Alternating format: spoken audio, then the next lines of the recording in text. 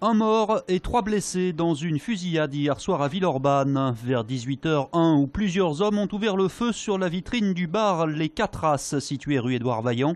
À l'intérieur, 4 personnes s'effondrent sous les balles. Un témoin qui se trouvait dans la salle du café raconte. On était dans le bar en train de boire un café et jouer aux cartes. Quand tout d'un coup, on a pris une rafale de balles dans la vitre à côté de nous. C'était la panique totale, tout le monde par terre, tout le monde qui criait, tout le monde qui... Voilà. Vous avez vu les agresseurs ? Non, on n'a pas eu le temps en fait. Ça a tiré, on a eu peur, on s'est tous jetés par terre et la voiture elle est partie. Apparemment c'est une BM noire. C'est un endroit qui est tranquille, fréquenté par des fidèles, rien d'exceptionnel d'ailleurs, on est tous étonnés. L'homme qui a été tué était âgé de 62 ans, connu de la police et surnommé Charlie dans le milieu. La piste du règlement de compte est privilégiée. Le type d'arme utilisée, ça l'enquête le déterminera. Les traces et indices ont été préservés sur place afin d'en savoir un petit peu plus sur le ou les tireurs. C'est un secteur plutôt calme, Villeurbanne est un secteur plutôt calme. Ça surprend un petit peu tout le monde. Selon les premiers éléments de l'enquête, l'homme abattu et les 3 blessés dont un grave se connaissaient. On ignore toutefois si seul l'un d'eux ou l'ensemble du groupe était visé par la rafale de tir. Et ce règlement de compte n'est pas le premier que connaît l'agglomération lyonnaise depuis le début de l'année. On n'en dénombre pas moins de 5 déjà, tous aussi violents les uns que les autres.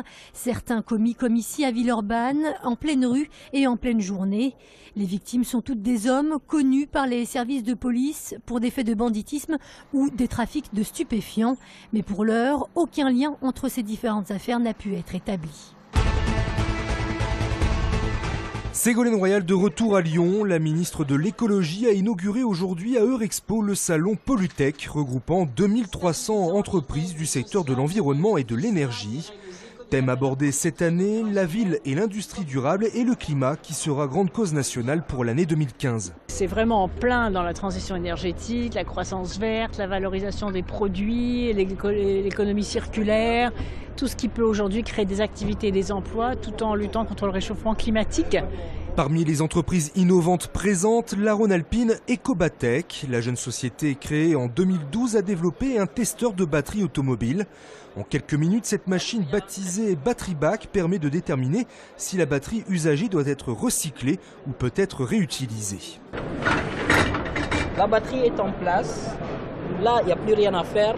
Le travail est fait par la machine. Et là, le verdict est sorti. Cette batterie a une seconde vie. Donc, on vient de remettre sur le marché cette batterie qui était jusqu'à aujourd'hui destinée à être cassée et transformée en plomb pour être refabriquée en batterie ou autre chose.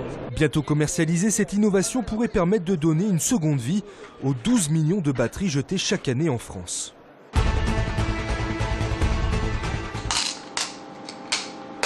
3000 chefs d'entreprise en colère tiendront un meeting demain à la Cité internationale de Lyon. Parmi eux, Henri Meunier, boucher à Vèze et président du syndicat des artisans UPA dans le Rhône. Dans son collimateur notamment, le problème des marges. On achète cher, on vend cher, mais les marges sont très réduites par rapport à certaines époques. Pourquoi ? Parce qu'il y a de plus en plus de lignes contraignantes.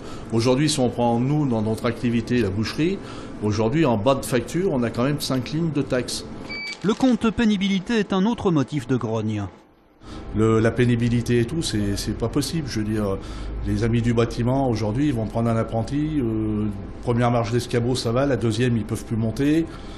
Moi, demain, je vais prendre des apprentis. S'ils doivent désosser avec des couteaux en plastique, ça sera pas possible. Quant au pacte de responsabilité et ses 40 milliards de baisse de prélèvements. Oui, il y a l'histoire des 40 milliards aussi qui traînent et tout. Mais écoutez, je vous promets, moi, nous, dès qu'on les trouve, on vous le fait savoir. C'est de la poudre aux yeux et qu'à chaque fois, voilà, il se passe rien. On nous promet des choses, mais il se passe rien. L'UPA, le MEDEF et la CGPME reprendront donc tous en chœur ce discours demain à l'occasion de leur mobilisation lyonnaise. Petit par la taille, mais grand par le symbole qu'il représente, ce marronnier planté ce matin dans le 3e arrondissement par des élèves de primaire et de collège est une bouture issue de l'arbre décrit par Anne Frank dans son célèbre journal. Anne Frank, cet enfant qui a pu témoigner de l'horreur du régime nazi avant de mourir dans un camp.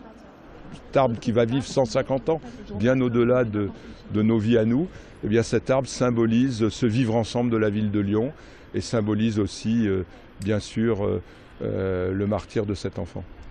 C'est depuis sa fenêtre d'Amsterdam qu'Anne Frank observait ce marronnier, filmé ici il y a quelques années. Cachée avec sa famille pour fuir les Allemands, elle n'avait pas le droit de sortir. C'est le seul regard qu'elle a sur l'extérieur. Cette jeune fille qui n'est plus jamais sortie de l'annexe, sinon quand elle a été arrêtée, c'est son petit espace avec le monde.